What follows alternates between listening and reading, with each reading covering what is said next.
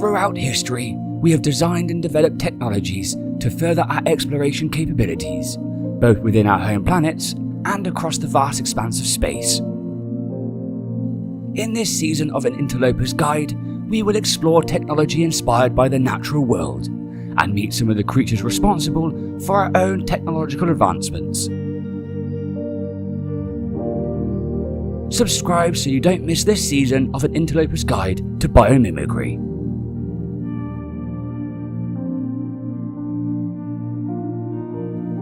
Our journey starts as most life does, beneath the waves.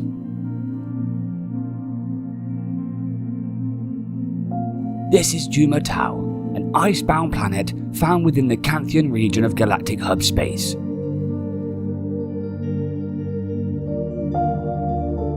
The planet's frostbitten landscape offers many challenges for survival, all of which its native animals have, over millennia, evolved to overcome.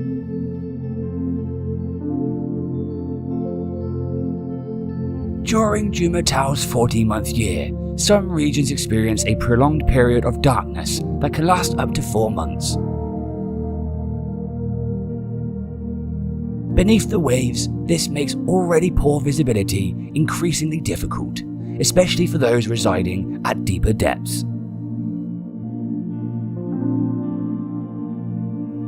The planet's oldest aquatic species, weed Frahii, is so well adapted to deep underwater environments that its design has remained untouched by evolution for millions of years. The secret to their success lies in their most prominent feature, their eye. Weed Frahii's vision is unparalleled in the animal kingdom, and the species can both see and navigate in environments completely void of light. Surrounding their pupil, small jelly-filled organs house specialized sensory receptors, capable of detecting movement within the water's electrical and magnetic fields. These electroreceptors not only help to map out the surrounding terrain, they also enable weed Frahii to sense minute movements produced by their plankton prey, helping to locate them in the vast darkness of the ocean.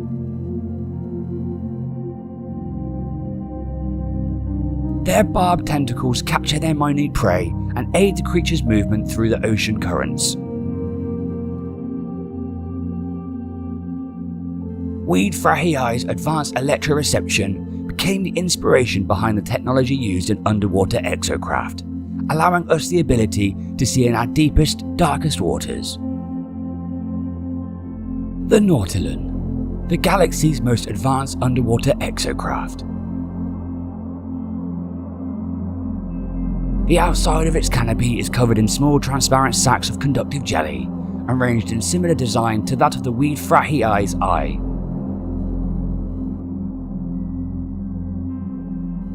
At the center of these sacs, synthesized electroreceptors detect minute electrostatic and magnetic fields that are emitted by everything, living or otherwise. These signals are sent almost instantaneously throughout the ship's sensor array processor, where the data is collated to create an incredibly accurate image of the surrounding environment without the need for light. This nature-inspired technology has allowed us not only to see in our deepest oceans, but to selectively locate precious underwater minerals within a vast scanning radius. Lack of light is not the only challenge underwater environments present. The deeper we go underwater, the more pressure our body is exposed to. This is Erilus, the only glacial planet of 5 found within the Ugg-Karmaked system. It boasts the deepest seas so far discovered in the arm of Catius region of hub space, and is a hotspot for both deep-sea divers and Nautilon explorers.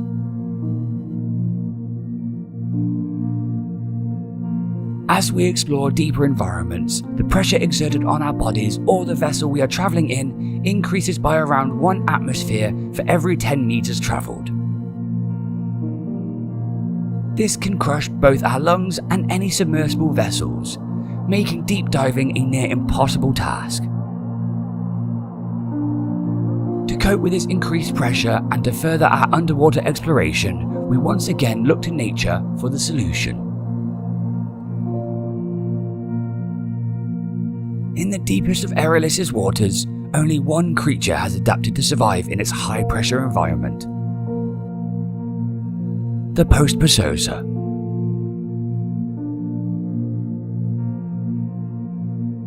Living at depths of up to 5,000 meters below sea level, the species can endure 500 times that of the surface atmospheric pressure. That's approximately 5,000 tons. Like us, its lungs and nervous system would be crushed under such forces. So how does the Post-Pososa survive? Encompassing the creature's hollow body is a membrane filled with a specialized liquid with unique properties.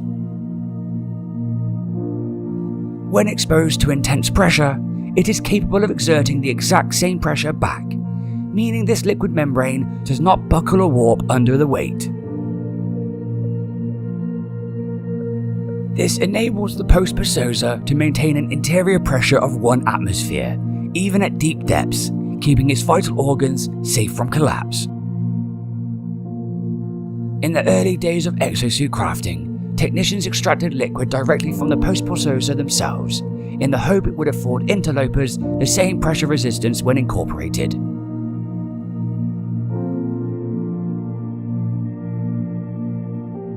The results were better than anticipated, leading to one of the biggest revolutions in exosuit history. Interlopers could now explore deep underwater environments without succumbing to the intense pressure, though it came at an extremely high cost. The increased demand for this liquid led to a near-extinction event for the Post-Pososa, and today they have all but disappeared from many of their native habitats.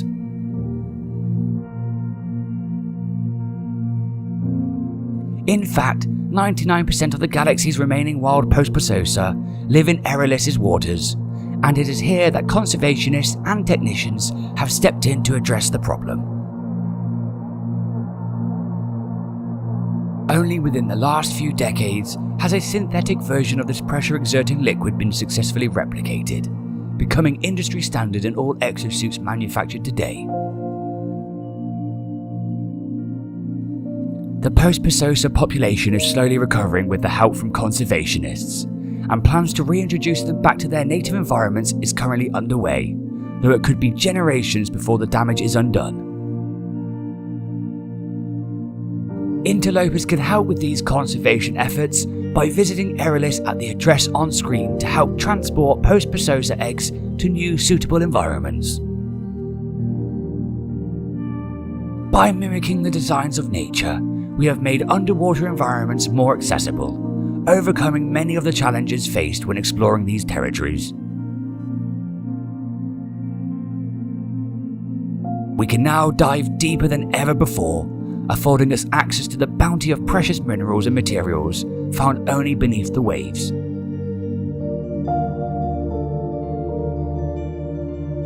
Nature's designs have been critical in advancing both our exosuit and nautilon technologies, though underwater environments are not all she has helped us to conquer.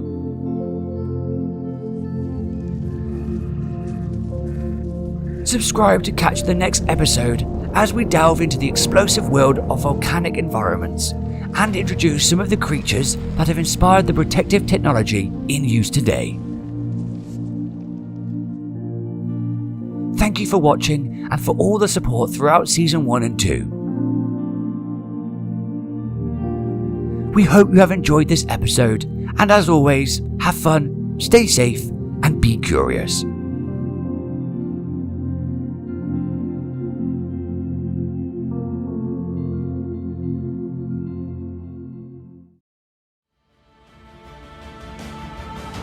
Throughout history, we have designed and developed technologies to further our exploration capabilities, both within our home planets and across the vast expanse of space. In this season of An Interloper's Guide, we will explore technology inspired by the natural world and meet some of the creatures responsible for our own technological advancements. Thank you to all our subscribers, and if you haven't already, remember to join the tribe so that you don't miss an episode of this season. Welcome to An Interloper's Guide to Biomimicry, Volcanic Worlds.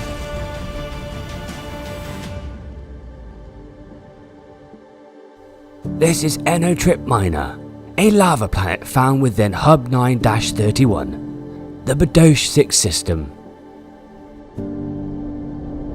The entirety of its surface is dominated by active volcanoes that routinely spew lava onto its cracked plains, filling the air with ash and toxic fumes. Life is hard on this planet, yet 7 animal species endure its extreme conditions, using adaptations perfected over millennia to survive. The first of the many challenges these volcanic worlds present is perhaps the most obvious: the extreme heat. Enotrip Minor's surface temperature averages around 58 degrees, rising to above 800 degrees where heated gas pockets escape from crevasses in the ground.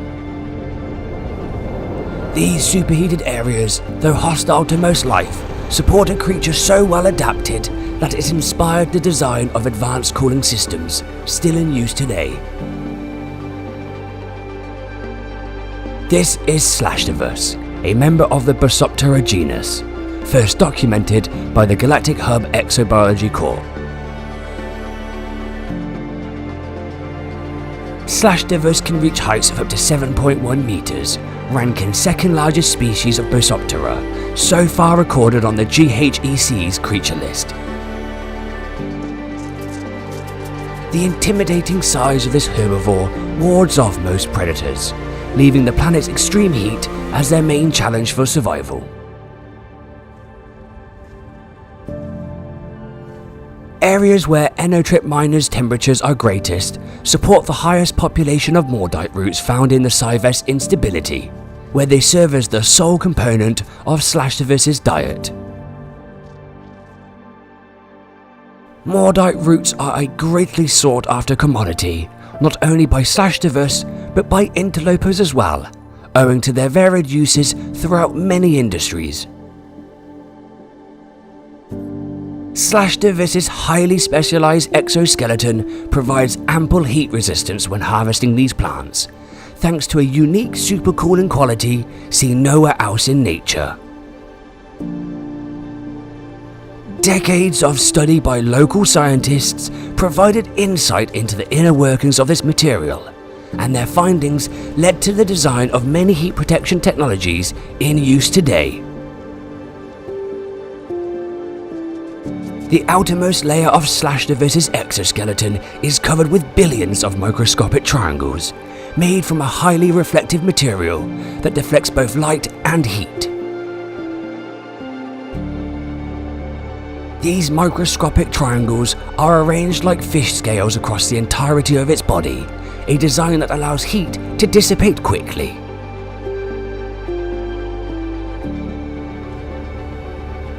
As a result, the creature's body remains a comfortable 30 degrees, just under 800 degrees cooler than the planet's most extreme temperatures. This design has been successfully implemented in exosuit cooling systems, affording interlopers full protection when exploring high-temperature planets.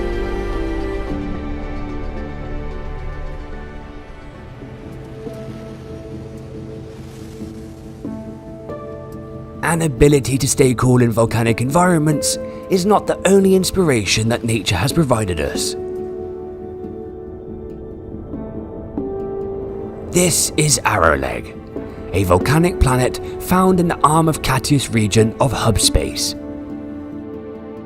It maintains the closest orbit to the system's trinary stars, resulting in increased geothermal activity on its surface.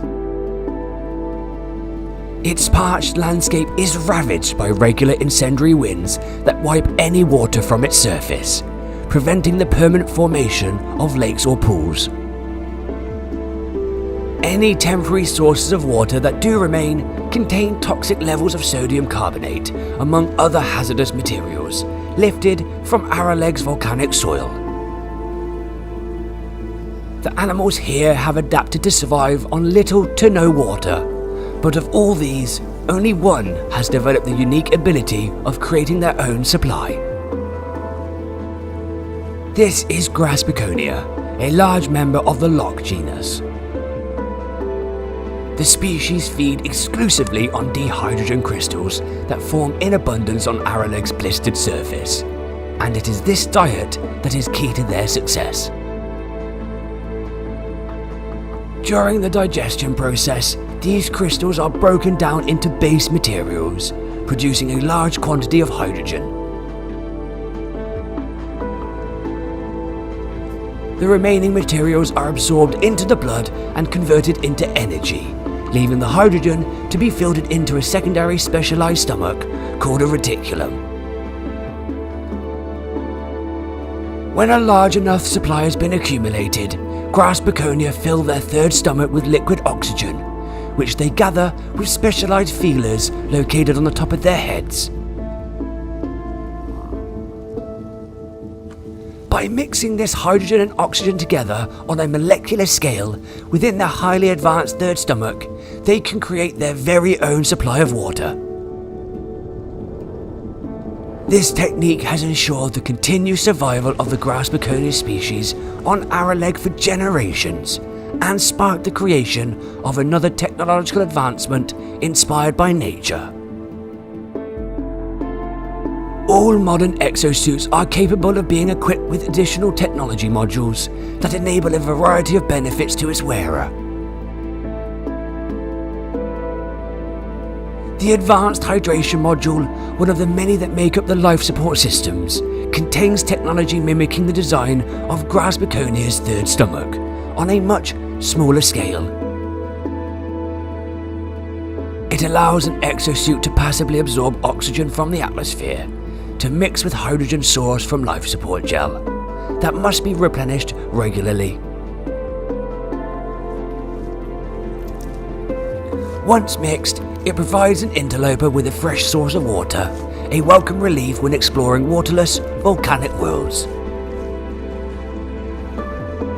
Unlike grass begonia, our exosuits are incapable of storing large quantities of water, though they can perform the process almost instantaneously, effectively eliminating the need for storage altogether. Highly advanced biometric sensors regulate water production, ensuring interlopers only get the water they need without overdraining the suit's life support charge. Grass begonia are a highly protected species under constant sentinel surveillance, owing to their unique natural ability to create water. Interlopers wishing to visit Araleg to see the species in its natural habitat are advised to keep clear of patrols and observe the creatures from a safe distance.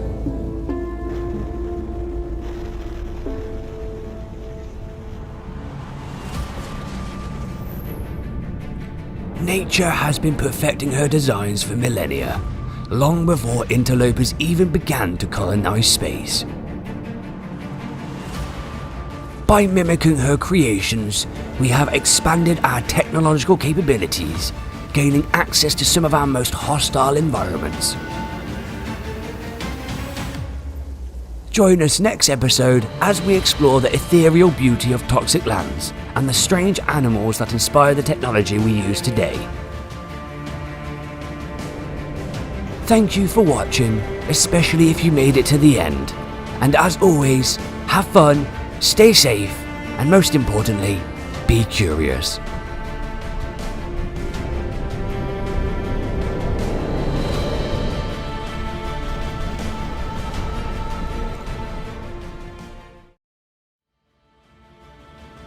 Throughout history, we have designed and developed technologies to further our exploration capabilities, both within our home planets and across the vast expanse of space. In this season of An Interloper's Guide, we will explore technology inspired by the natural world and meet some of the creatures responsible for our own technological advancements. Welcome to all new subscribers, and if you haven't already, remember to join the tribe so that you don't miss an episode of this season. Welcome to An Interloper's Guide to Biomimicry, Toxic Lands.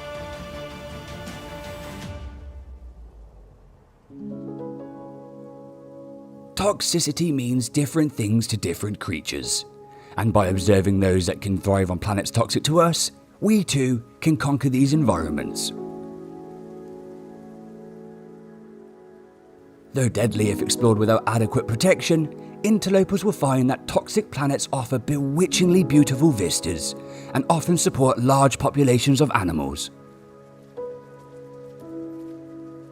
Valuable resources such as ammonia and nitrogen are plentiful here, as well as fungal mold and jade peas, which grow quickly in these toxic conditions.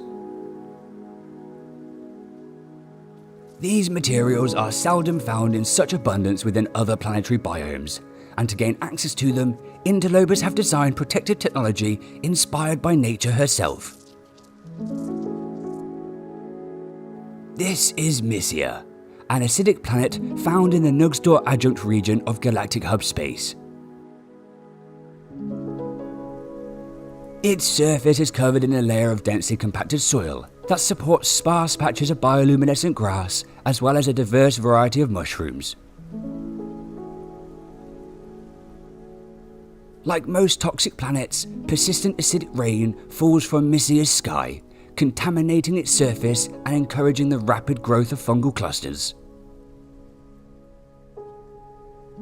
These clusters are favoured by the planet's tallest and most well-adapted animal species, Festerodosia, a large member of the Rangaphei genus.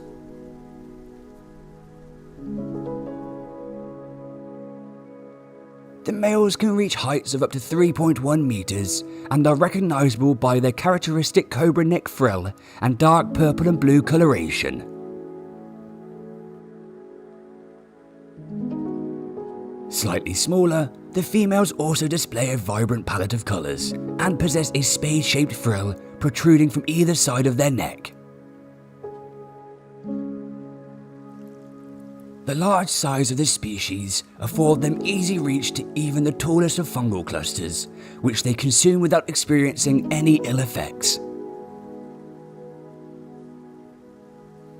The acidic rain consistently pouring from Mysia's skies causes no harm to plants and animals here, thanks to a clever adaptation that took the hazard protection industry by storm.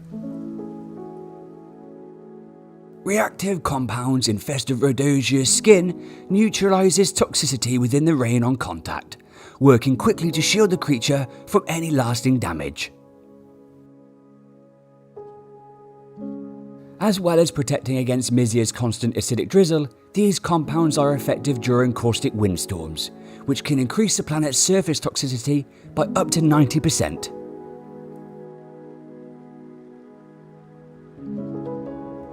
Studies by scientists at Inster Eye University on the reactive compounds present in Festerodosia's hide have identified them as containing zinc, iron and titanium in varying quantities.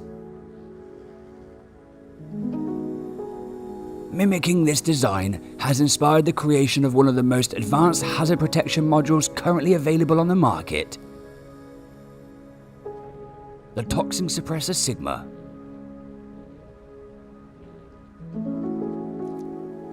When installed in an exosuit, it offers an interloper full protection from toxic damage, using the same active compounds as the Festerodosia species. As well as protecting the suit from acidic rain, the suppressor filters toxins from the air, ensuring a breathable supply is always available.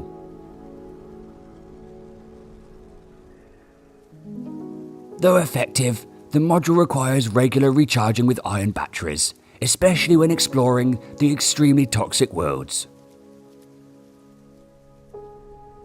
This biomimicry granted protection from the acid rain characteristic of toxic planets, but in order to build and settle on them, another challenge needs to be first overcome.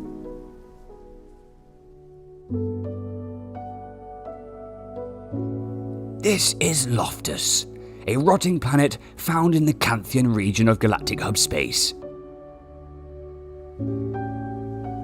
Its environment, though extremely toxic, boasts a surprisingly abundant population of plants, supporting over 30 unique species. Each plant species has adapted a highly resistant cuticle that protects them from exposure to toxins from the planet's noxious air and rain.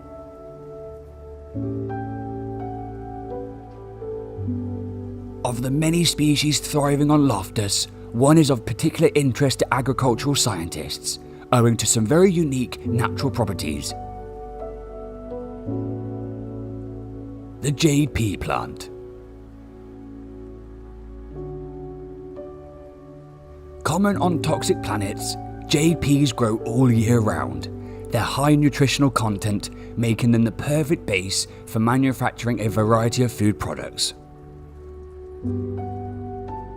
Across the galaxy, they are grown hydroponically on an industrial scale, though it is through observation in their natural habitat that their full potential has been recently realised.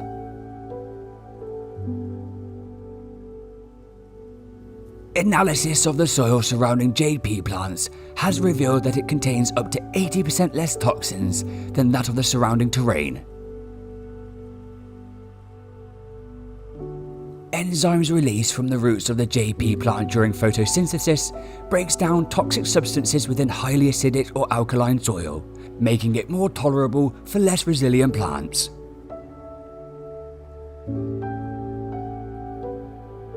This cleansing ability allows plants from any biosphere to effectively thrive within a 50-unit radius of a single jade pea plant.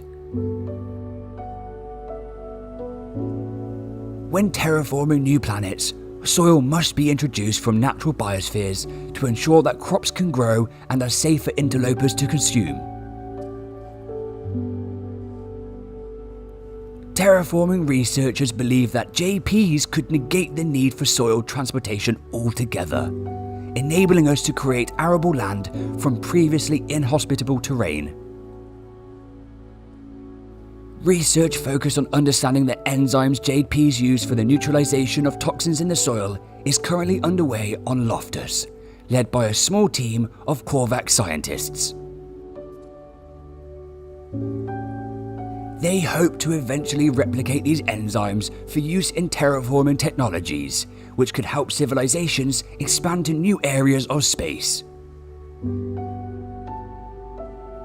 The technology would allow teams to terraform a planet's soil while still retaining nutrients essential for plant growth. Terraforming is still very much in its infant stages, but this discovery bodes well for future advancements in the field.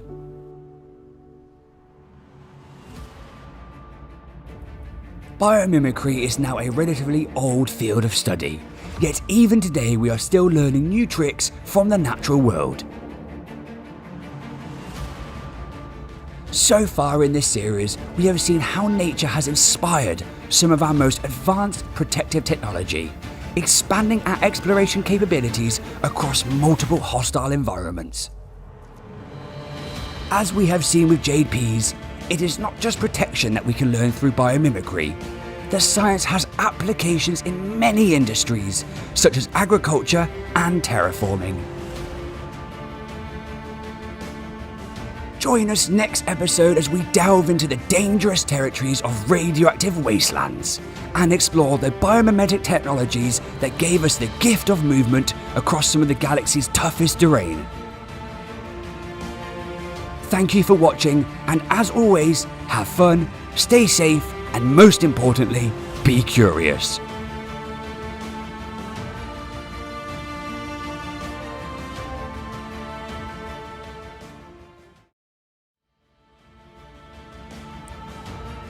Throughout history, we have designed and developed technologies to further our exploration capabilities, both within our home planets and across the vast expanse of space.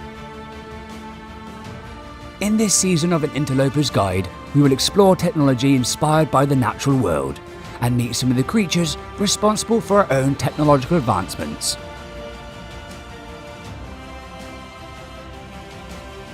If you are enjoying this series, remember to like and comment on the video to let the crew know. Welcome to an Interloper's Guide to Biomimicry, Radioactive Wastelands.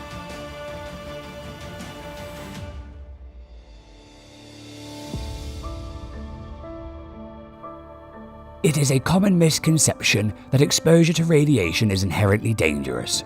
We are at all times subjected to some form of it within the natural world. If improperly harnessed, radioactivity of any kind can indeed prove deadly. Yet, with proper handling, it has helped us accomplish some of our greatest technological advancements to date.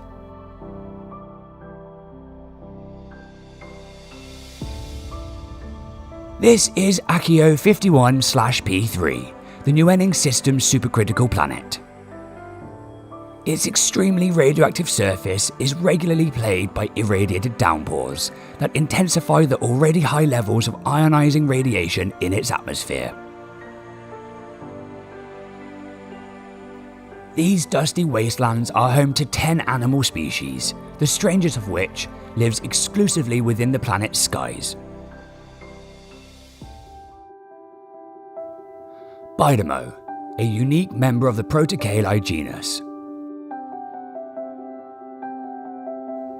Their translucent bodies, less than a meter in length, makes them difficult to spot amongst the planet's radioactive haze.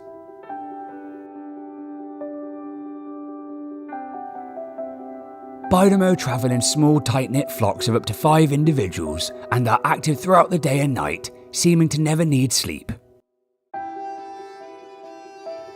The bizarre appearance of these creatures is accentuated by their unusual method of travel. Bidomo do not fly, well, at least not in conventional terms.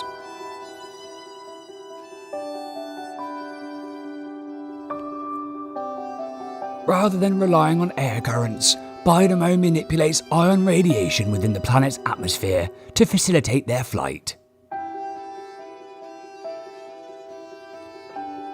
A specialized membrane absorbs and distributes ion particles at a high rate, enabling Bidomo to hover effortlessly in the sky without being affected by air currents. This design has been applied to exocraft technology, resulting in the development of one of the most effective exploration vehicles ever built. The Nomad. What makes this vehicle so revolutionary is its unique ability to traverse any terrain, including the surface of water. Like the Bidomo species that inspired its design, the Nomad flies by manipulating ion radiation within the atmosphere.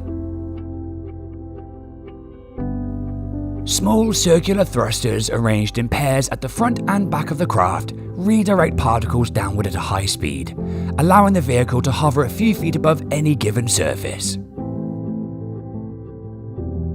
Whereas Bidomo sources ion radiation from the surrounding environment, the Nomad draws upon stored radioactive particles that are contained within highly specialized batteries. Thanks to this clever biomimicry, planetary exploration has become more accessible, the Nomad serving as the perfect scout vehicle for any expedition.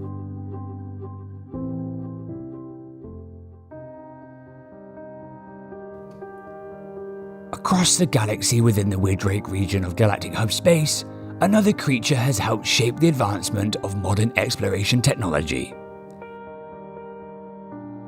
This is Timetheo Prime, a supercritical planet found within Hub 7-11b, the Infantry System.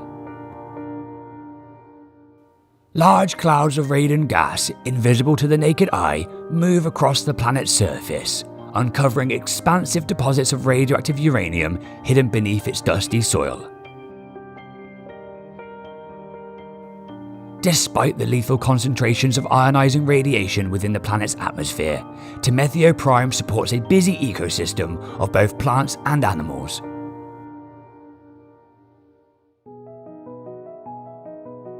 Like Akio 51/P3, this supercritical planet is home to a unique member of the Protocale genus, Tiger Ucnema.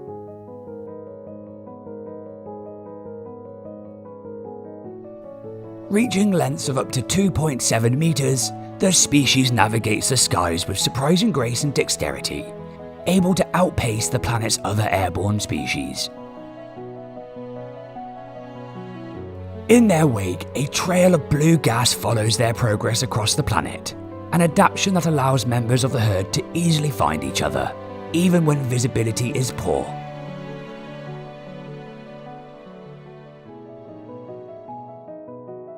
Using specialized gills, Tiger Ucnema passively harvest ionized particles from the planet's atmosphere, later releasing them in short bursts to maintain their flight.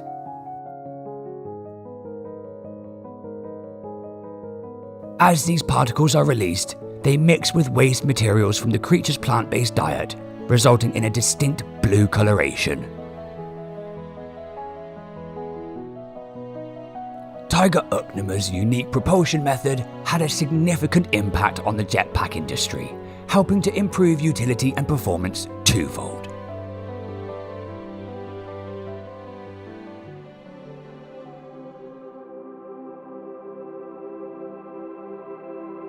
The creature's harvesting technique has been implemented within jetpack propulsion, allowing jets to recharge from background radioactive particles in the atmosphere, rather than from ion batteries as in earlier models.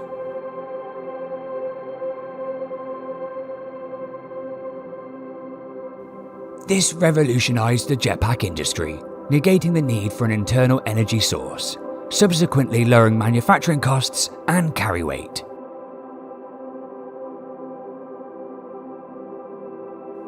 With these advancements quickly becoming industry standard, interlopers can now use jetpacks for extended durations, increasing exosuit mobility capabilities tenfold.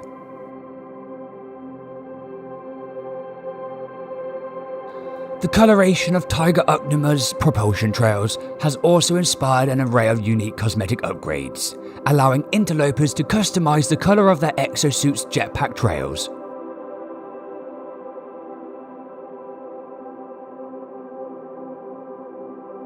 This upgrade has utilization in planetary exploration, enabling teams to remain in visual contact with each other during extreme weather events, just like the Tiger Ucnema species.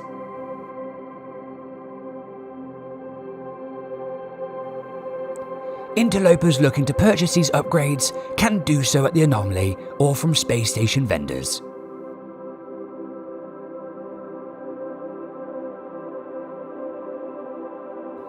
Mobility plays such an important part when exploring unfamiliar and dangerous terrain, and good movement is key to survival in many situations.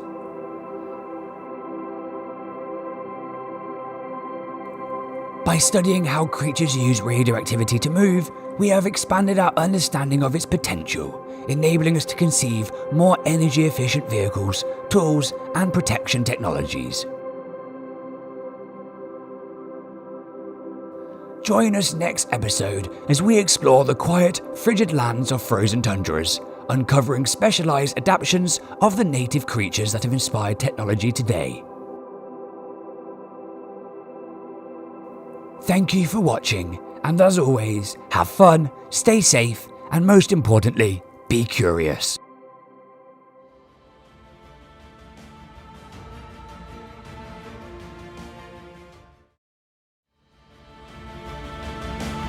Throughout history, we have designed and developed technologies to further our exploration capabilities, both within our home planets and across the vast expanse of space. In this season of An Interloper's Guide, we will explore technology inspired by the natural world and meet some of the creatures responsible for our own technological advancements. If you are enjoying this series, remember to like and comment on the video to let the crew know. Welcome to an Interloper's Guide to Biomimicry, Frozen Tundras.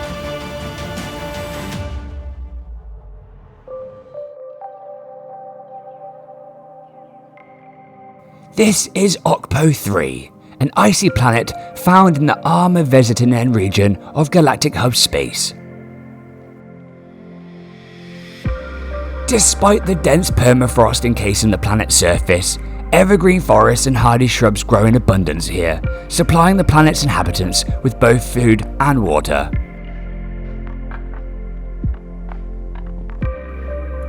As with all frozen planets, Okpo 3 also supports a large population of frostwort, a specialized plant that plays a key role in the success of this flourishing ecosystem. Frostwort plants produce a highly effective antifreeze agent as a byproduct of their photosynthesis, protecting the plant from the planet's sub-zero temperatures. Many of Okpo 3's herbivores feed on frost crystals from these plants, absorbing the antifreeze proteins into their blood through digestion to gain the same protection. Though beneficial for the species, feeding on frostwort crystals makes them a target for the planet's most ferocious carnivore.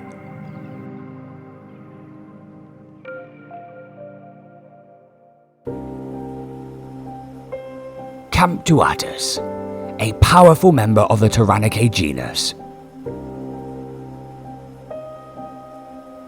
What they lack in speed, they make up for in size, the tallest recorded of the species, measuring an impressive 3.9 meters.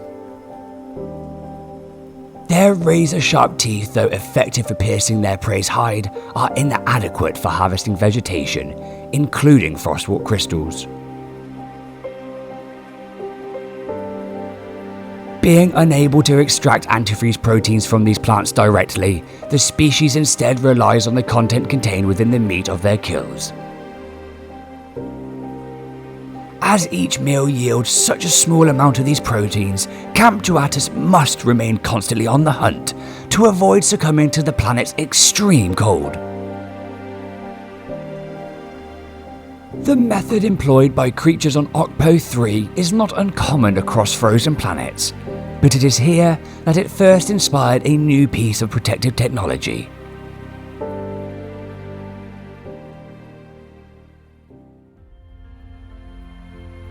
By mimicking the design of the enzymes active within these creatures' digestive organs, the system's scientists were able to effectively extract antifreeze proteins from frostwort crystals.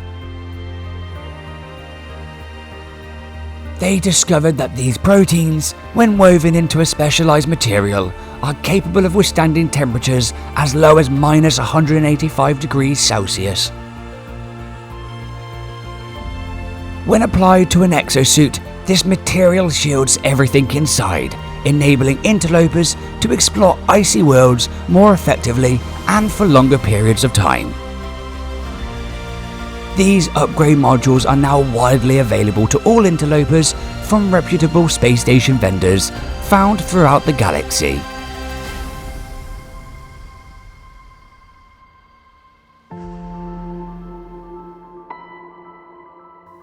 Frozen planets have not only taught us how to resist the cold, they have also shown us how to harness it. This is Nejal Omega, an Arctic planet found within the Savanex instability of galactic hub space. Despite the bitingly cold temperatures, sprawling forests cover the entirety of the planet's snow-blanketed surface. These trees are integral to the ecosystem, being both a source of food and protection for many of Nejal Omega's creatures. During the warm season, temperatures here average around minus 52 degrees Celsius, plummeting to minus 140 in winter months.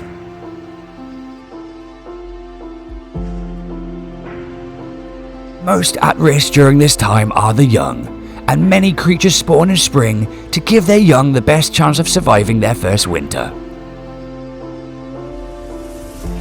There is one creature, however, that takes a different approach. Apis-diffia, a unique member of the Talpidae genus. In the months approaching winter, expecting females will gorge on the leaves of trees, gathering a store of energy as the cold draws near.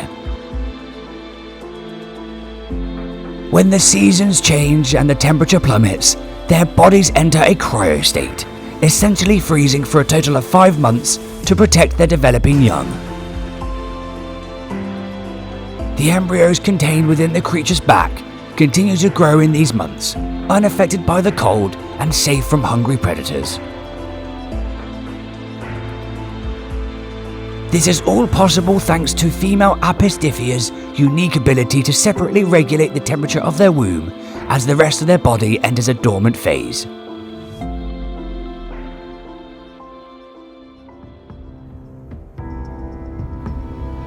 This highly adapted temperature regulation has been studied extensively by scientists, leading to the development of cryopumps and chambers.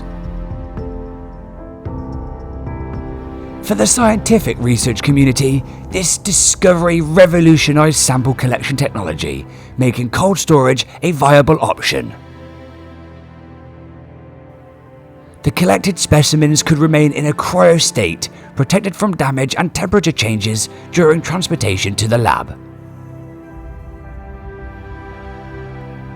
This technology also has applications in medical fields, allowing living organs and tissue to be stored for long periods of time, without succumbing to cellular degradation. Through natural selection over millennia, creatures have evolved to survive in all manner of challenging conditions, from the biting cold to the scalding heat. In this season of An Interloper's Guide, we have explored how observing our natural surroundings has inspired new technologies, enabling us to conquer hazardous environments like never before. It is more important than ever that we conserve the natural world, protecting the knowledge contained within these diverse ecosystems to ensure our continued advancement.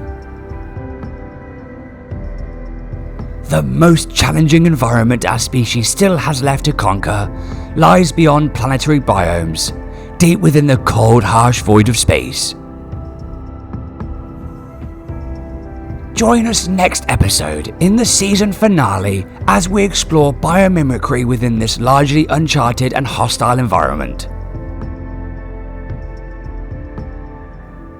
We hope you have enjoyed this episode of An Interloper's Guide, and we look forward to seeing you next time. As always, thank you so much for watching. Have fun, stay safe, and most importantly, be curious.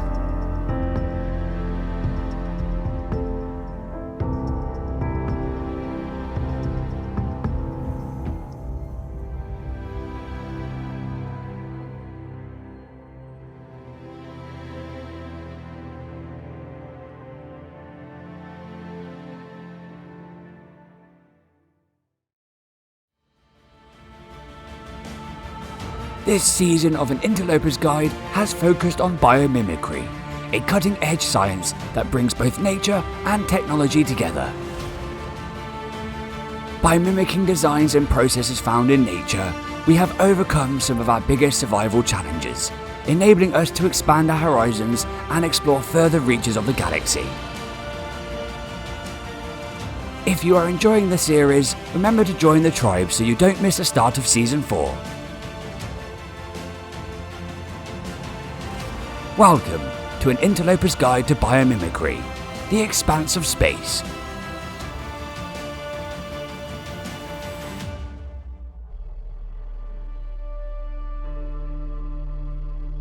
So far, we have seen how biomimicry has inspired exploration technologies within planetary biomes, but the most challenging of environments lies beyond, in the endless void of space. To bring this season to a close, we will uncover a creation that is considered to be the pinnacle of biomimetic design, having enabled interlopers to conquer space travel like never before. This is the living ship.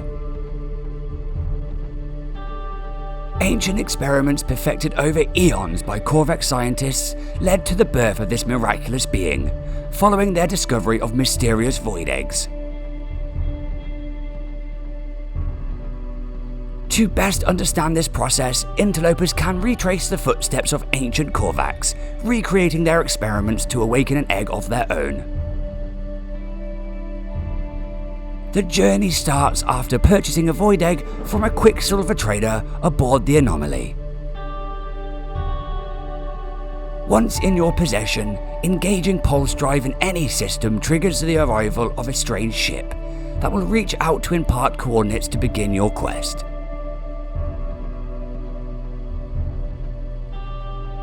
Join us on this journey and witness the birth of a living ship.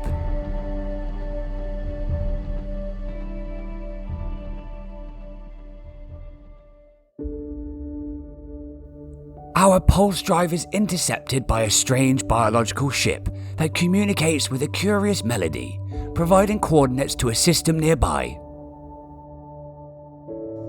We hear you, traveller. We are connected.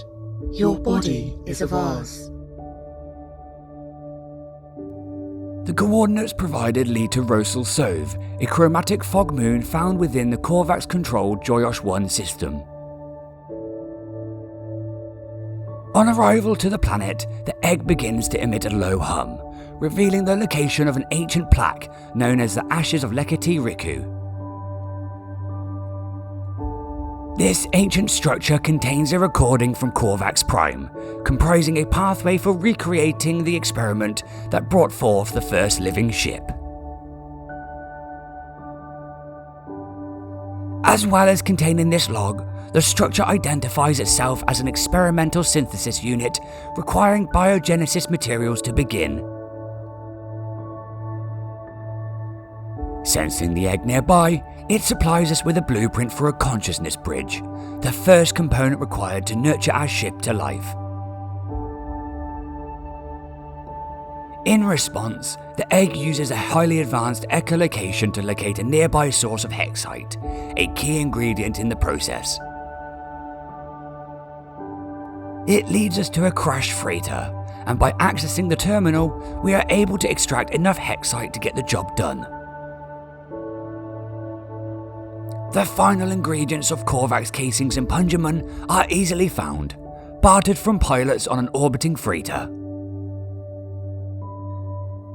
With all the necessary ingredients collected and the consciousness bridge now formed, we return to the Ashes of Lekati Riku to submit the materials. The consciousness bridge is synthesized into a fragile neural stem, which will allow the ship to connect with a shared consciousness, the first step into sentient life. It is currently in an extremely fragile state and needs time to mature before the next step can be attempted.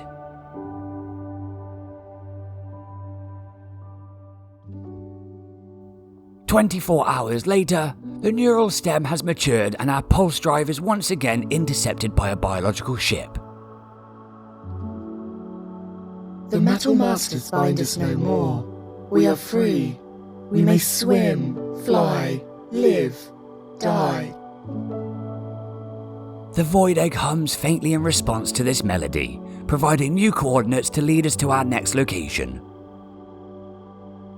The Viking-controlled Lenguru system found within the Nudrya-Rob fringe of the Euclid Galaxy. Within this system, we are led to the parched planet Westworld, where the egg begins to hum coordinates of an ancient Korvax monument. The Dreams of Imbural. As with the Ashes of Lekati Riku, this monument contains a direct link to the forgotten knowledge of Korvax Prime, providing us with a blueprint for a pulsating core. This component requires liquid sun, which can be harvested from metal deposits using a specialized alchemical laser known as the solar ray. Magnetized ferrite and cobalt can be used to craft this multi-tool upgrade, both of which are easily obtained from the local space station.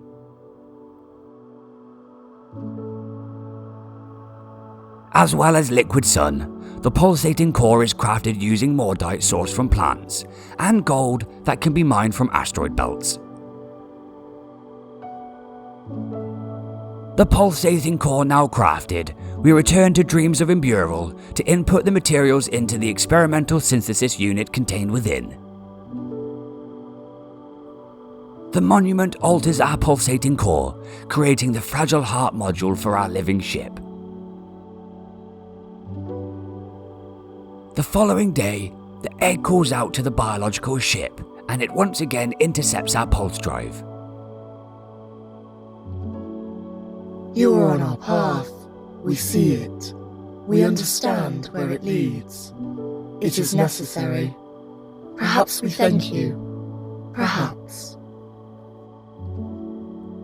New coordinates lead us to the Onumaz system within the Savannex instability. On arrival, we receive a distress call from a Korvax pilot, along with a set of coordinates for their rescue. These coordinates point to the system's paradise planet, Ararine Alpha. They lead not to a crash ship as expected, rather taking us to another experimental synthesis unit, the Ruins of Pelia.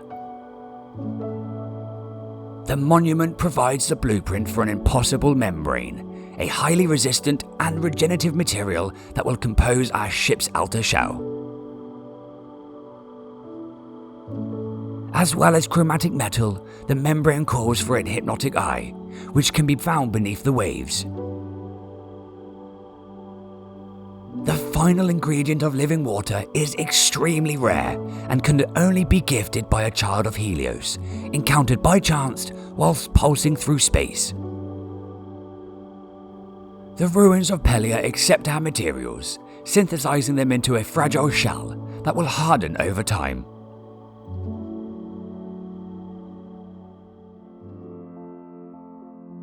This hardening process takes 24 hours, and once complete, the egg beckons the biological ship to our location. You will perform the binding. We see you assemble the components, like the metal masters before you. And yet, you share a mind with the other iterations, yet you do not converge. Perhaps you will understand. As before, the ship leaves us with coordinates to a nearby star system. The Vy'keen-controlled Lepri system, found within the Arm of Vezitinen region of galactic hub space.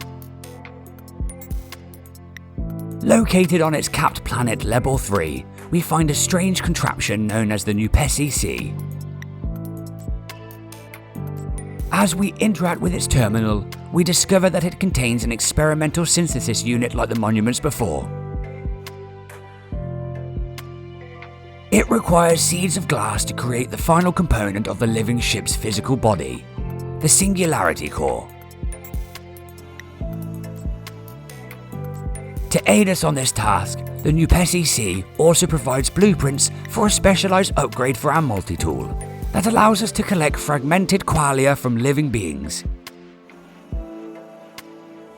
This material is required to craft the seeds of glass, along with magnetized ferrite, which we refine ourselves from ferrite dust. Once presented to the Nupesi C, it synthesizes a growing singularity core necessary for many of the living ship's basic functions. The biomechanical body components now crafted, the Void Egg seeks something more ethereal. It is nearly complete, but here we will diverge. If you share yourself with us, it is sacrifice. There is no infinite mind skill. It must be yielded.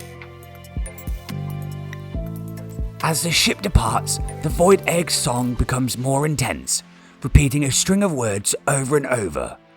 Portal glyphs for our next location.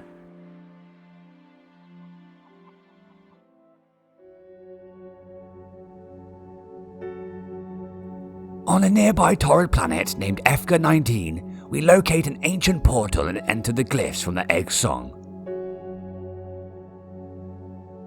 The hunter, the reflection, the hunter, the spiral of reality, the star over water, the ascending orb, the obscured companion, the hunter, the lowly insect, the anomaly, the sailor, the ocean king. With a flash of blue light, the portal opens, sending us light years away to the Ishgal-Althu system, found within the Italu fringe region of the Euclid Galaxy. We emerge onto the caustic planet Exantha Sigma to find a forgotten terminal rusting on the plains. The egg's humming intensifies as we enter the building. An alien substance clings to the walls in the terminal, and amongst this we find a soul chamber. The egg then leads us to 3 graves of lost souls within the planet, which we collect with the chamber. A new purpose awaits them. This is the sacrifice the biological ship was speaking of. As a new day dawns, we head to our ship and immediately receive a signal transmission from the biological ship. Traveller, forgive our invasion of your personal interface. We are dying. Our body is old, fading. Our mind unravels. We must be renewed. We must be restored. It is the way it has always been. Refresh us. Reset us. Rebirth what you have made. Will we be the same? Unknown. It must be. The void egg begins to crack, and as it hatches, it dissolves into nothingness, leaving only a set of coordinates behind. These coordinates lead to the other side of the planet, and it is here we find the empty husk of a living ship. We begin biogenesis with our created components, starting with the heart node. As we insert it, it begins to beat, weakly at first, getting ever stronger. We place the other body components, the neural stem, hardened shell, and singularity core, which restores damage to the ship's shell completely.